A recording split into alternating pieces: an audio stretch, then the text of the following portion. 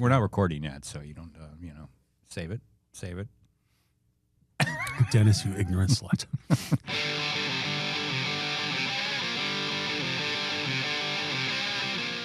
I'm Arizona Family political editor Dennis Welch. Dennis, fake news Welch. Try to tell the truth. And this is the Politics Unplugged podcast. Dennis, if you have a problem with substance abuse, I am more than willing to talk to you anytime you need.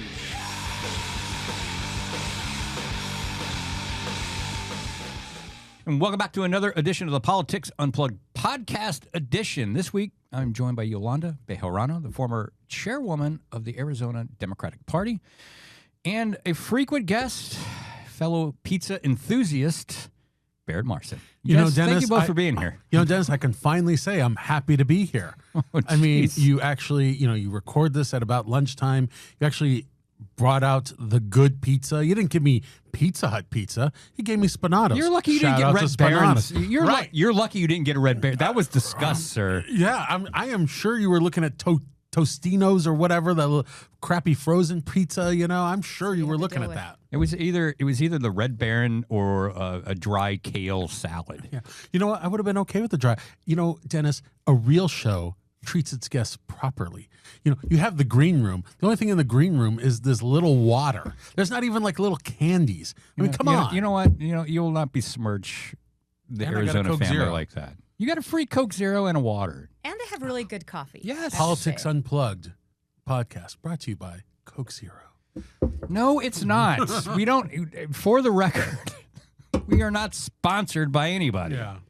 Thank you, Barrett, for that clarification. But we did bring out. I'm sure Yolanda didn't come on here expecting us to watch this shtick between us. I've just happened to know Barrett for 25 years. Dennis, I gotta know Yiddish. You don't get to use Yiddish words. No, I'm sorry. That does not. Only I can say shtick and mishigas. And I think we're going to talk about some of the mishigas at the Arizona Legislature. Mishigas? Mishigas. Michigan? Craziness. Is that? No, it's craziness. Oh, See? okay. Yeah, this is why you don't get to use the No. Yiddish Well, let's words. talk a little bit about what's going on here. Yolanda, let's talk about it. You're an outside observer. Obviously, you don't have any keen insights. I don't think Barrett does either into the Republican Party. But from an outside perspective, it seems like there is a real big war over Iran right now with the MAGA world. We saw Tucker Carlson go after Ted Cruz over this. We've seen some other folks that are really split on this with MAGA. What's your take? You watching this? You just watching this with popcorn, or do you have some other interest in mind here? It would be a lot more funny and hilarious and entertaining if it wasn't so scary. Mm-hmm. You had Ted Cruz tell Tucker Carlson, who I don't like any of those dudes, by the way, that we're pretty much dropping bombs on Iran. And then he was called out, and Ted Cruz was trying to back off and say, well, no, we're helping Israel drop bombs. That's terrifying. Only Congress can declare war, and Trump is now saying to the press he doesn't know what he's going to do. Mm-hmm. He might do this, he might do that. It doesn't instill confidence. It instills a lot of fear. And he ran on being the president of no wars, of stopping these wars. He's being like the peacenik, the peace president and whatnot. Right. So I think it's Donald really, Trump, the peacenik. Yeah, I'm not quite sure about that. But that's what he ran on. That's what he did run on that, Barrett. Yes, he sure did. He kept saying that wars wouldn't have started on his watch. Mm-hmm. That's right. Yeah. He said he was going to stop the invasion of Ukraine. The attack, Russian invasion, on day one. He's just lying, and that's what he's going to continue to do, and it's just really scary. And Barry, on our TV show, if we can do some cross-pollination and promotion here, Chip Scutari said he thinks that this MAGA fight is much to do about nothing. Well, it really is. And, Donald Trump came out last week, I believe it was, and said, MAGA is what I say it is. I'm the father of this movement, and I say what MAGA is. And, he's not the father of the movement. I mean, obviously, Make America Great has been around for generations, that saying. But he is, Didn't Washington run on that? Yeah, he is truly the father of this movement that we have now. And I do kind of think he gets to determine whatever it is. I actually agree with him on this. And I think his most ardent supporters will follow him no matter what. And I don't see him getting into a forever war. He's not George Bush, for God's sakes. And I think that he will probably do something. He's going to help Israel. I think he sees Iran as an existential threat to America. You know, a nuclear armed Iran is good for nobody. Well, I mean, why did he blow up the nuclear arms deal in his first term? Right? Exactly. They had a deal, but he couldn't stand it that it was negotiated by a Democrat. I think, you know, you've got Tulsi Gabbard as head of national intelligence saying that Iran is not close to having a nuclear bomb. Okay. Nobody believes Tulsi Gabbard for anything. I don't care that what she says. It really, even Trump no longer believes her, and she's on the outs. I don't necessarily believe her assessments of anything. I don't think anyone should really trust her. I think there was she skated by. She barely got confirmed. She was other than Matt Gaetz, she was the one who was most in trouble of not getting confirmed. The quicker Donald Trump dispenses with her and fires her, the better. I think the point that Yolanda's making is, he gets elected on one thing, and now and this is a terrifying situation. And yet he's using his favorite, measurement of time, 2 weeks. So everything's always 2 weeks. Yep. It says to negotiate his way out of this. I mean, it seems like there's not much of a way out here. Right. There isn't. I think our support for this, attack is wrong. It really, really is wrong, and it needs to go to Congress. Well, I don't know that. I think. Let me just finish. I think, when you said Donald Trump, whatever, he is the head of the MAGA movement. Okay, well, he is the head of it. But what you're insinuating is that he has authority on everything, and that's not how it works. And that's leading us into an authoritarian regime, which is what it feels like. It feels like, we're back in the weapons of mass destruction hoax that happened, where we invaded Iraq and killed so many civilians and our troops. I think when you force compliance on, your authority on the over people's freedoms and ideas, it's wrong, and it's very terrifying. A nuclear armed Iran is something that no one should tolerate. Israel has taken aggressive action for sure, and I don't believe that helping Israel defend itself or supplying some intelligence really counts as going to war. So I don't know that congressional authority is needed for something like that. Yeah. But Donald Trump is going to keep people guessing. I think he said the other day he will make a decision at the last second because things change right up until then. And so he will keep people guessing, and I think he wants to negotiate, but you also have to have a willing partner to negotiate with. And I don't think Iran really wants to negotiate much. I think the Ayatollah, who's 85, wants just. Well, let's get back to kind of the politics of the whole thing here and how that affects it. Because I don't want to pretend that I'm some international relations expert on things like this. But the politics of the whole thing is pretty interesting, because the more we're learning about the 2024 election, is it was really a lot about the casual voter kind of like swooping in. They're not somebody who pays attention to the TikTok every day of politics. Is this something that you think affects those types of voters? I know, Yolanda, we'll start with you. I mean, you're very familiar with the voter here in Arizona and who was voting and who was voting for whom and why. Is this something that breaks through that to that casual voter that makes them second guess or maybe question their decision last November? I think so. I mean, you've got Benjamin Netanyahu and his regime that is pretty much wholesale killing Palestinians right now when they're starving to death. There's a famine, and we are supporting somebody who just went into another country and is bombing them because of this alleged nuclear arms that they have, that they're close to having. I think that voters were lied to. Donald Trump lied to voters, said he was going to bring costs down. He said he was going to get out of wars. He said, he said all these things. And what we're getting is a war, and we're getting, inflation. And I think voters are really upset. And you see that across the country and in our state. I think, first of all, inflation is under control. So far, the last several reports on inflation have shown it's under control right now. So that's number one. Number two, we're not getting into a war. At most, we'll bomb, one site. And right now, I don't think his voters or many voters really care that much. I think they are still focused on economic issues. I think tariffs are the thing. If there's something that will really impact Donald Trump's popularity, it's the tariffs. So far, they have not caused inflation. So far, they haven't caused huge price spikes.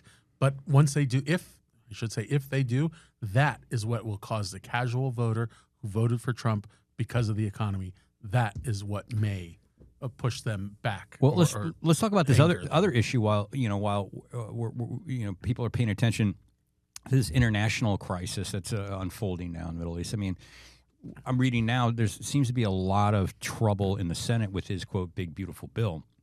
And if that passes, there are significant cuts to Medicaid and those kinds of things. That's the kind of thing you could definitely see some pretty big blowback from the voters. And I think a lot of Republicans in Congress are starting to hear that now. And are you confident? We'll start with you, Barrett. Are you confident that this big, beautiful bill will even get through the Senate? I'm confident we'll get through the Senate in some form. Excuse me. We really need a cough button here. The pizza was great. I could use a cough button, though. That cheese caused a little bit on the whatever. Before we do anything next time, we'll just have you come in and consult. And thank you. $400 an hour. Jesus Christ. Anyway, I do believe the big, beautiful bill, maybe not in its current form, will pass the Senate.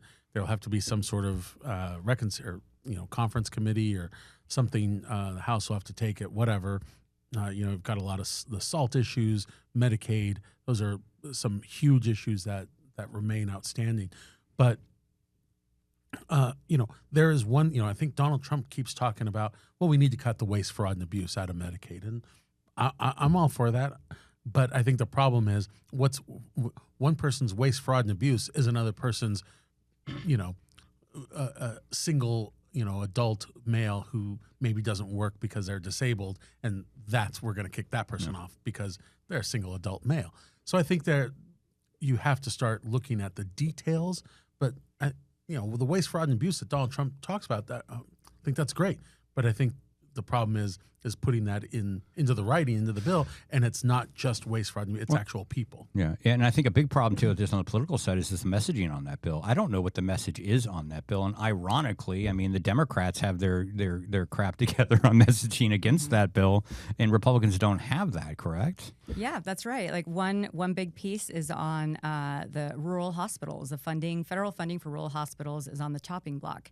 And, in Arizona, there are 5 hospitals that have been identified as to being close on the brink of shutting down. Oh. I come from a tiny little town called Roll. The closest hospital was 45 minutes away, the Yuma Regional Medical Center. This happens across the state. If that hospital has to shut down because of Medicaid cuts, people have to go to San Diego or come to Phoenix. In Arizona, you have a hospital in Page, Winslow, Nogales. There's one in Globe and Bisbee. Mm-hmm. These are on the brink of shutting down, and that will decimate this community, and the people will lose their jobs. I'll tell you, Dennis, and those are Donald Trump supporters, right? Mm-hmm. When you start talking about Show Low and Yuma and Bisbee, those people came out for Donald Trump. So if he signs a bill that forces either closures or cutbacks at some of these rural hospitals, not just in Arizona, but obviously throughout, most rural areas went for Donald Trump. If there are drastic impacts to those hospitals, well, Republicans, Donald Trump, are going to face a backlash. Well, and there's the human costs, as Yolanda was talking about. There's the economic costs. Because if you go back and you look at these rural hospitals, what's around them? There's little restaurants around them, the convenience stores, people work in the hospitals. I mean, it's a devastating impact, potentially, correct? Exactly. Not only are people going to die, but yes, it's going to impact, the ambulance services. It's going to impact everything. All right. So Barrett is pretty confident this thing's going to pass. I'm not sure. Well, it's going to pass in some form. I mean, look, it has to pass because otherwise you end up with the largest tax increase in history. And so it's going to have to pass in some form, maybe pared down again. There's a lot of goodies, the no tax on tips and the no tax on Social Security and no tax to guys who wear blue shirts and yellow ties. I mean, I don't know who's for that, but somebody is. But it also includes, pretty much selling off so much of our federal land to the highest bidder. That includes that. That is just, I think most Arizonans will, once they find out, I think maybe not a lot of people are paying attention to this, but it's a huge deal. It includes, cuts to so many of our social safety nets. It's written in their Project 2025. There's this Republican ideology that, in America, you have to pull yourself up by the bootstraps, that you have to do it all alone, and that any sort of help by the government is wrong. And so that's why they want to cut this. Let me ask you about Project 2025, Barrett. I've heard a lot of talk. Democrats have pointed this. Do you agree that there's a lot more of this Project 2025 in this administration? So far, do you agree with that assessment? Do you think that's an accurate assessment? Yeah, considering so many of the people who wrote Project 2025 now work in the administration, I'm shocked. I'm incredibly shocked.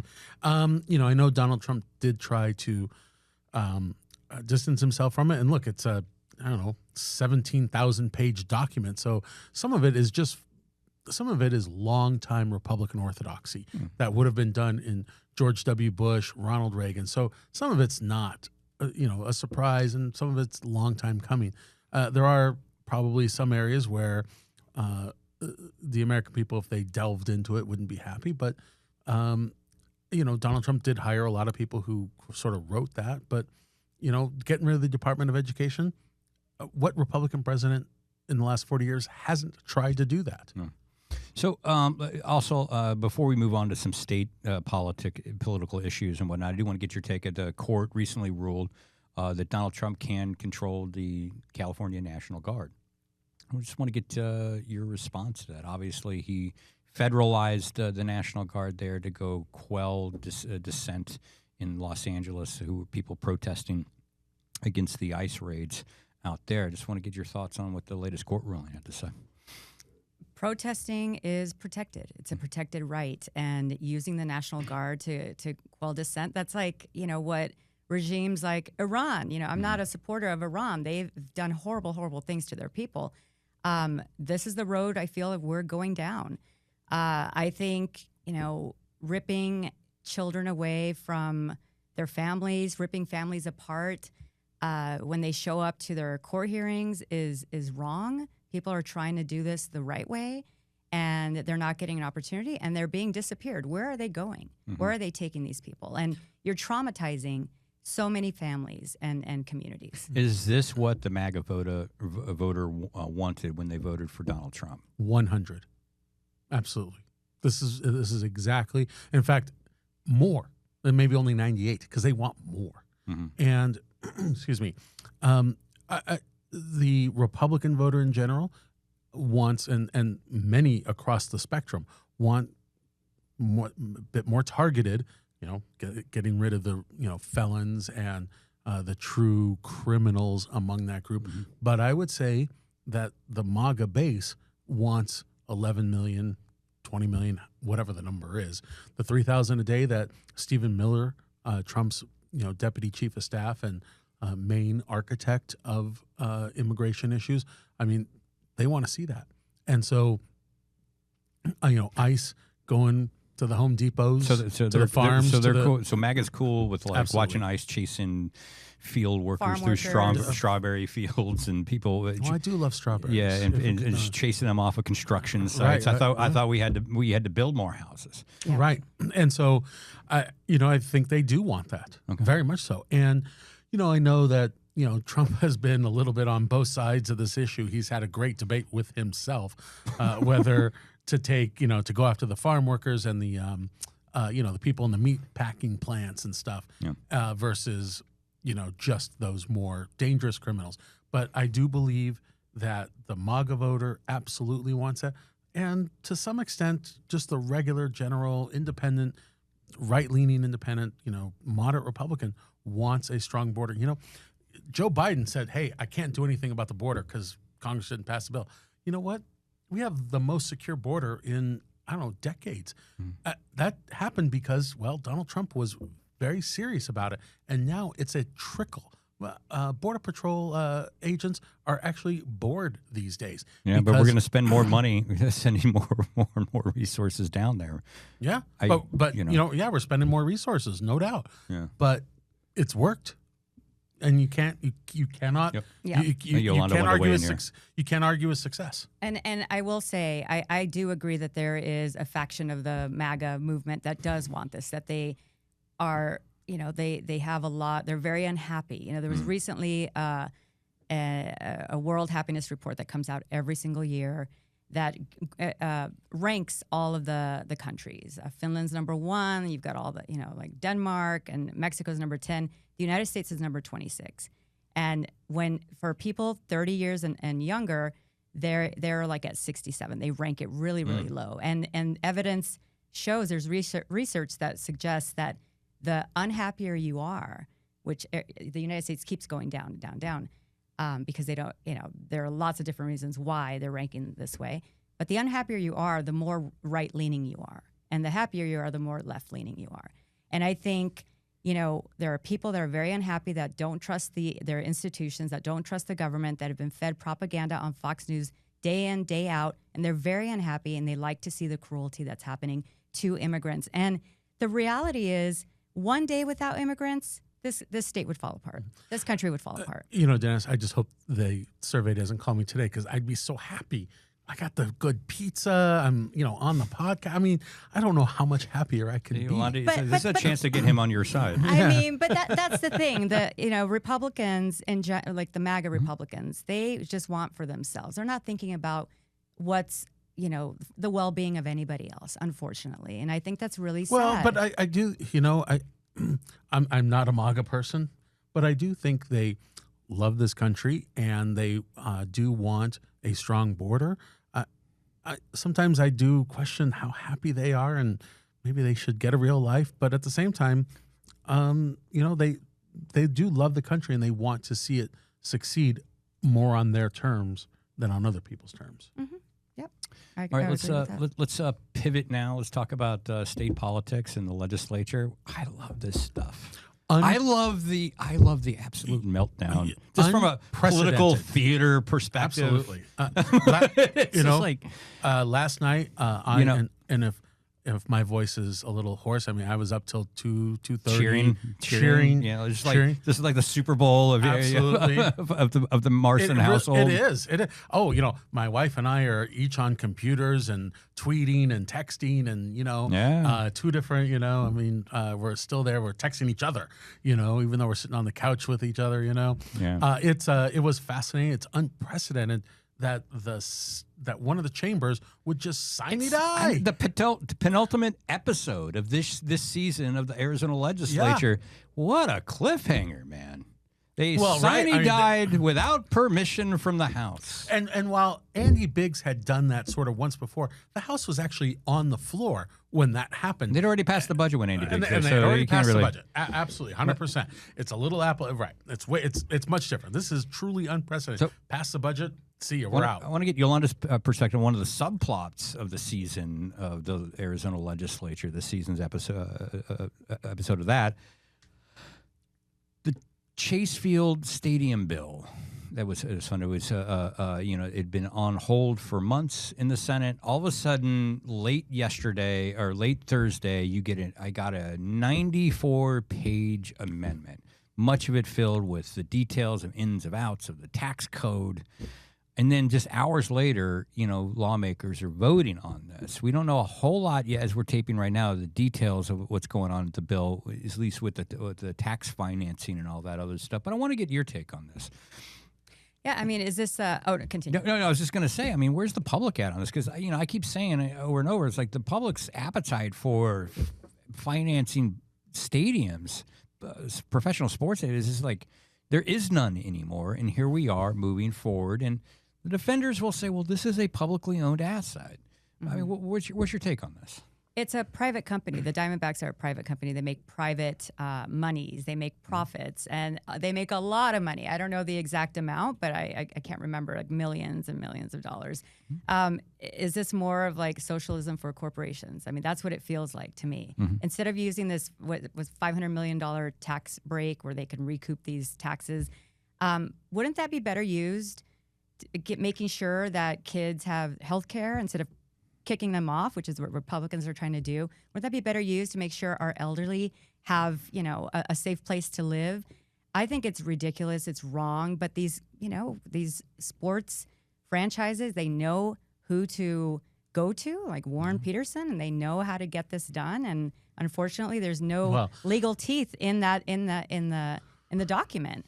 I mean, if you're alleging that Warren Peterson has been bought off, I guess you're alleging that Katie Hobbs has been bought off. She's the one who, it's her office that helped facilitate this 94 Is Barrett Marson inferring that? No, I'm joking.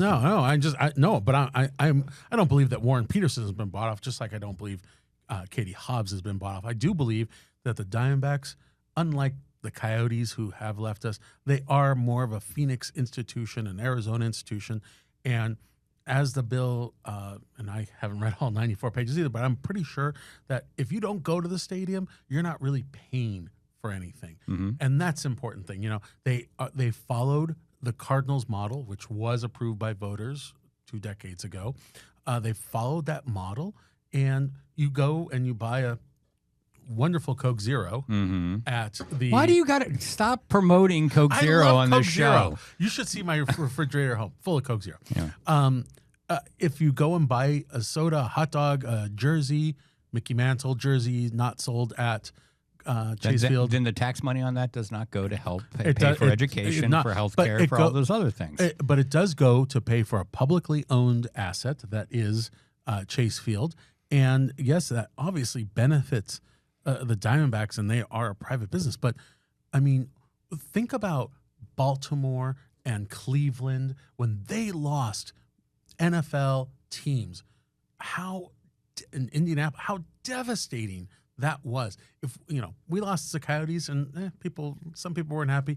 Hockey, a little niche sport in the desert. But if we lost the Diamondbacks, that would have been a killer for our psyche.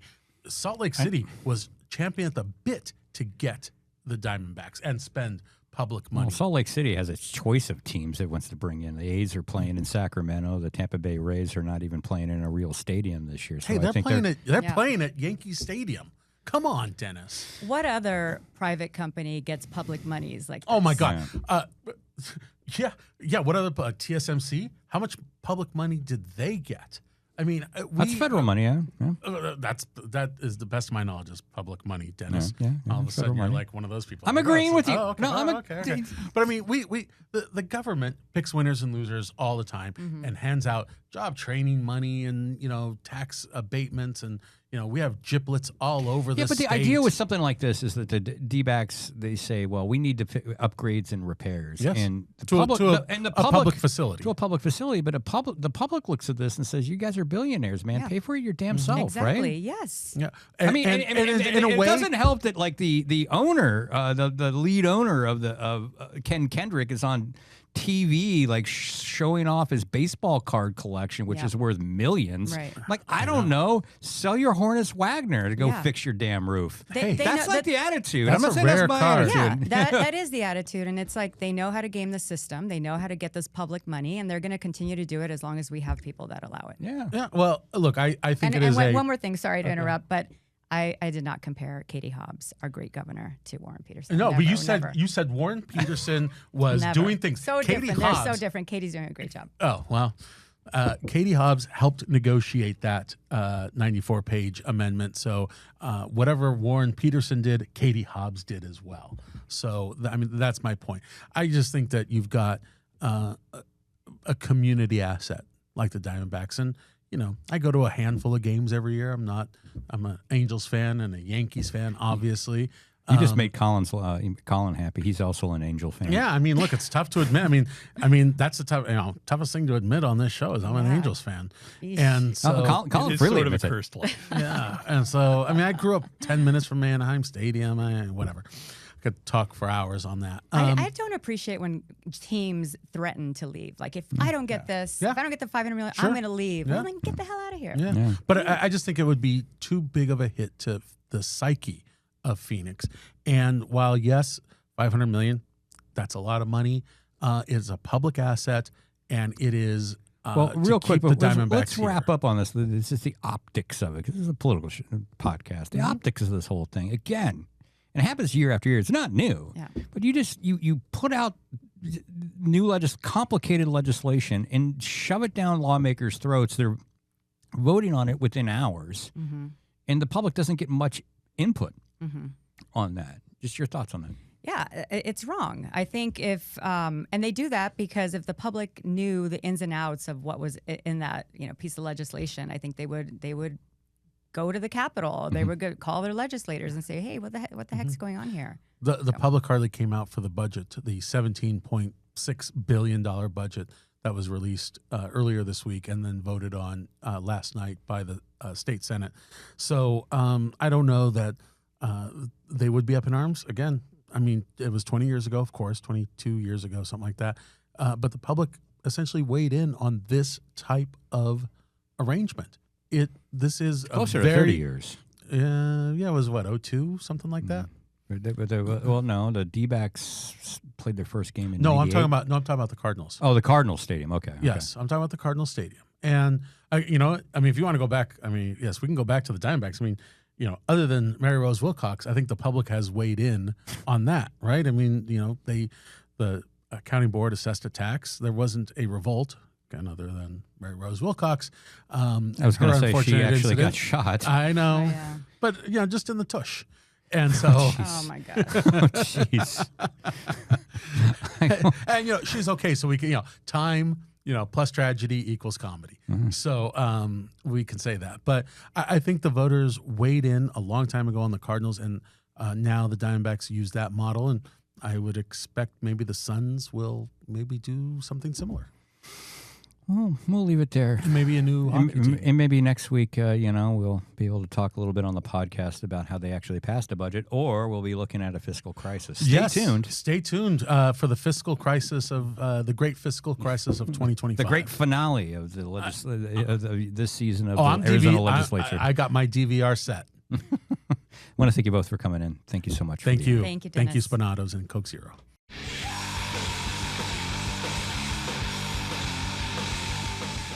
Welcome back to the second half of the Politics Unplugged podcast. As always, Colin Stanton joining me today. Always a pleasure. Again. Yeah. Wow. Here we are at the end of another legislative session. Yeah. It's been so. How would you rate this session if it were a TV show? I mean, poorly. Yeah. I think so. It feels like absolutely nothing happened. And then they took vacation for a month, and then they came back and said, all right, budget done. Bye. While the House is still sitting there looking around. It started off with, some of them getting busted for getting out of speeding tickets. Yeah. They took a vacation. Yeah. Came back. They were fighting.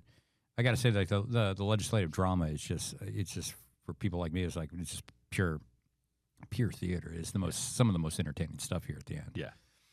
Yeah, when one side gets up and says we're done, quits, leaves, and the others look around and go, wait, what a second? We're still working on stuff. Yeah, because I mean, if you're listening to this, this drops on Sunday. So the House on last week on Thursday decided to adjourn until Monday, right? Yeah. So what that tells me is that the leadership is definitely not on board with this budget, because the last thing you want to do when you start passing budgets is give lawmakers time to think about it and give them time, give other people time to lobby them. Because you're going to start hearing from your next door neighbor to your mom and dad to other lawmakers and local leaders in your districts about why you shouldn't vote for this, or why you should vote for this but not that. Yeah. So that's what a weekend gives them. And a lot of times if you go into a weekend thinking you have a budget deal and you come in Monday and you don't have a budget deal anymore because you don't have the votes. That's why there's like the ironclad rule down there. Once you get the number of votes that you need, you move forward and don't stop. Yeah. So it tells me that the legislative leaders down there just, are maybe hoping that they can pick off some people, can get picked off, and creating some drama with the budget as we hurtle towards a state government shutdown deadline of June 30th. And meanwhile, the Senate has said, "Well, we're done." Yeah. So what happens? Yeah. I don't know. I don't know either. That'd be fascinating to find out. It might be painful. Yeah. Fascinating in the most inside baseball kind of way, but yes. Yeah. Except that the government shutdown, if that were to happen, would bring it outside of inside baseball. Yes, it would. Yes, it would. And then that could be. I don't think I want to experience that. No. But it's fascinating to watch. But one of the things that's not inside baseball is actually a baseball bill. So thank you for the transition there. Yeah, happy to help. Senate is passed we talked about on the podcast, they passed the stadium bill to help the Diamondbacks finance $500 million worth of upgrades and repairs and other things they want to do to the 30-year-old stadium. What's your take on it so far? The one thing no one brings up, if I'm not mistaken, the Diamondbacks were contractually obligated to pay for the upkeep, were they not? Yes, they were. My understanding is they have the run of the place. They can rent it out for concerts and all that. And the money they make for bringing in Billy Joel, Morgan Wallen, whoever, that goes into a fund to pay for the upkeep of the stadium. And the estimates I've heard for how much money is in that fund range from 0 to 0. The fund doesn't seem to exist. Under the initial agreement, they were supposed to pay for the upkeep, and they don't want to. No. So the legislature steps in and goes, "Oh, you don't have to. Take tax money." Yeah, I mean, yeah, and full disclosure, I've said it on other podcasts before. I'm a big Diamondback fan. I do. Sure. I watch most of the games, which is a big commitment. Yeah. You don't. They don't make it easy. No, they don't make it easy. I watch most of the games. I cheer for them. Feel bad when they lose, and I'm pretty excited when they win. But again, I look at the process of this whole thing. Again, like you got, you just wait. You hold this bill, you amend it. It deals with a lot of the tax laws and stuff like that, and you ram it down people's throat. I just don't like the look of that. No, the lawmakers are voting for something where they don't really know what's in it. Yeah, which is common, but it doesn't make it's it more good common than practice. you would think. Yes. It's sad. Yeah. But that's why, like I was saying with the budget, the worst things for a budget is time and knowledge. Yeah. The more you learn and the more time you have, the more you can learn, and you're less likely to approve something. But with a bill like this, it's always in the fine print. But one of the things that's not in the fine print, it's actually in the final paragraph of the whole bill, is a legislative finding. Which the legislature finds that the D-backs are willing to pay $250 million toward the upgrades and stuff like that. But legislative findings are not legally binding. No. So it is a trust me provision. They trusted him to pay for the upkeep before now, Mm-hmm. and it hasn't happened. There you go. Yeah. What's that? Fool me once, shame on you? Yeah. Fool me twice, shame on you? And then we're also getting the message, well, you should have seen the bill they wanted to pass. No, that was the old bait and switch. Yes. Oh, that was a really bad bill. Yeah. So so they'll stay here and everyone's happy, but I don't know that the public's going to be overly thrilled at coughing up $500 million Yeah, but I also so the team won't have to. I also don't think just from the pure optics of it, community prestige and all this other stuff. I think people want the Diamondbacks to stay in town. Yeah. And I think that stadium has been vital to downtown development. Yes. Us old timers remember what downtown was like before the stadium went up.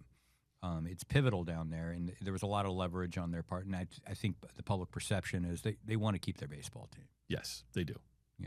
So maybe it's a win-win. Or maybe. a meh. Sure. I don't know. I don't know.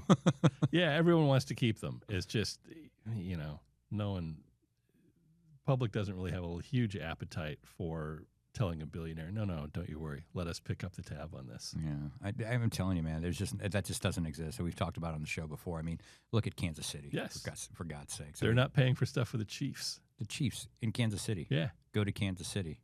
Yeah. I'm not going to shit on Kansas City, but okay, maybe I'm going to kind of do that, but go to Kansas City. What else is there? Yeah, barbecue and an amazing football team. Yes. And barbecue and Patrick Mahomes. Yeah. That's and, a few weekends a month, Taylor Swift. Yeah.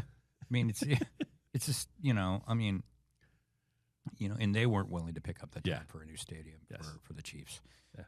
That's all you need to know, I think, for public perception out there. Yeah. But also another drama that continues to play out. Kevin Durant. Yeah. We're not done. Still a son as we record this. Yep. Maybe, probably still a son by Sunday, but we'll find out. Will he be a son in October? Yeah. The general question I'm hearing from people who cover the sport at a fairly high level is, what's it going to be like when Matt Ishbia looks at the offers they have for Durant and realizes they are not what they think they would be getting? Because the reports have been the Suns want to get something comparable to what they gave up. Oh, that ain't going to happen. And it's never, ever, ever going to happen. They're not going to get anywhere close to that. They're not going to get what Memphis got for Desmond Bain. I mean, that's about as realistic as thinking that, you're going to trade your car in and expecting to get paid on the trade-in for what you actually paid for it new. Yeah. Not going to happen. He's 36, and he's got only 1 year left on his contract. So, Minnesota wants him. He's also said he doesn't want to be there. So, Minnesota has to look at how much do we want to give up for a guy who's going to be 37 when the season starts, who doesn't want to be here. It's not great leverage. No. So if I were betting, I would say he ends up in Houston, but Houston's made noises like they're not going to give up much for him. No, and I think the incentive right now is to not give up much. If you're just looking pure negotiations right there, right? These people are desperate to sell. Yes. Desperate to get rid of an asset. Yes. Why offer them anything? Yeah. Why not just wait it out? And the Suns have made noises like they're willing to run it back. Well, you have the highest payroll in the league and you didn't even make the play-in. Running it back's probably not a great idea. Yeah, how long until we get the leak? A leak from somebody that says that the Suns will be willing are preparing to run it back. Yeah. To spur negotiations. How long until we get that leak? Probably not long. From Shams or whoever the hell. Yeah. It's not looking great. But, No. See what happens. My guess is it's to Houston for a couple players and one of their old picks, and do with it what you will. Yeah. Other than that, gotta say it. I hope the Pacers win. Just drop Sunday. Good luck, Pacers. I was rooting for the Thunder going in because I like this Thunder team a lot. But the Pacers are such a great story. Yeah, it's a great story. I mean, the New Orleans Pelicans had better odds at the start of the season than the Pacers did. Yeah. And since January, the Pacers have been just about unbeatable. Yeah, and my theory on this is it's a better story, and I think the Thunder are set now for the next 5 to 6 years. Oh, they really are. They're going to be right there for the next 5, 6 years. You never know for sure, but they're so set up in every way. They've got great talent. The talent is young. They play well together. They've got a good coach, and they've got 8 million draft picks left. So even if the salaries start getting out of hand and they struggle with that, they've got 1 million picks to move around however they want. And they've got the smartest GM in the league. Sam Presti's an amazing GM. Oh, he's amazing. I just just a little context here.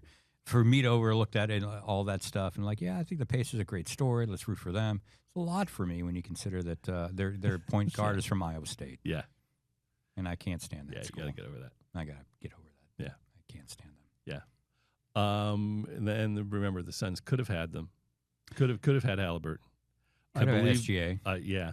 I believe they passed over Halliburton so they could get Jalen Smith. Yeah, of course. Jalen Smith's a really impactful player, right? Yeah. Well, at the time, he projected to maybe someday be a project that could turn into a backup for DeAndre Ayton. And you don't take Tyrese Halliburton when you have a guy who years down the line might be an adequate backup. Can you imagine if you had Doncic and Halliburton on the same team? And SGA. They could have had SGA, as you mentioned. So you could add all three of them. Yeah, well, but now we're looking at purgatory. Yep. I mean, I'm talking the way it's going now, I'm talking like next 5 years until you can start really starting to see any light at the end of the tunnel. Yeah. If they make the right moves. And it's curious to see how it plays out because Ishbia doesn't see it that way. He wants to be competitive now, which I understand and admire on some level, except that I don't see a path to do that. No, there isn't. Yeah. I mean, at best, if you got that the Timberwolf deal with Minnesota, which apparently looks like, if I was Minnesota, I wouldn't trade for Durant because Durant has already said he doesn't want to play there. And he's not a great fit. And he's probably not, whether he's a good fit or not, if he doesn't want to play there, yes. like why break that up? And there's a bit of a history of Durant not necessarily looking all that great when he doesn't. Yeah, you don't want a somewhere. Jimmy Butler situation in Minneapolis. And Minnesota's in a spot where they need to build around Anthony Edwards, who's like 23, 24. Yeah. And I don't know that putting a 37-year-old next to him makes the most sense. Yeah, well, maybe we should. I think we should maybe put in for the next GM opening job in the NBA. Sure, I'd love to do that. Yeah, I mean the current I GM of the Suns only has 11 more months of experience than we do. You stole the joke from me. Sorry, I was going to put my resume in and be like, "Hey, I'm a real go-getter." Yeah, no, I subscribe to NBA League Pass. I work hard. Yeah, I think my biggest fault is that sometimes I'm too honest. Yeah, yeah. I think I can impress in an interview. Sure. No, go for it. I think you could too, man. Yeah. You're wear a Michigan State tie, you're in. Yeah.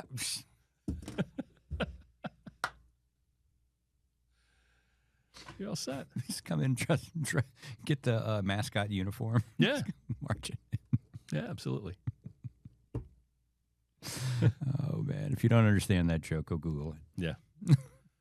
Let's wrap it up right there, man. Sure. It's been a long, tired week. It has. I'm looking forward to maybe next week again. Maybe next week we'll have a budget deal to talk about. Maybe or not. Yeah. Again, as I was saying, or we could be hurtling into a government shutdown. Yeah. I love it. Either way, we got something to talk about. Yeah, we'll definitely have something to talk about. Yeah. Colin, you have a good weekend, my friend. You too. See you next week.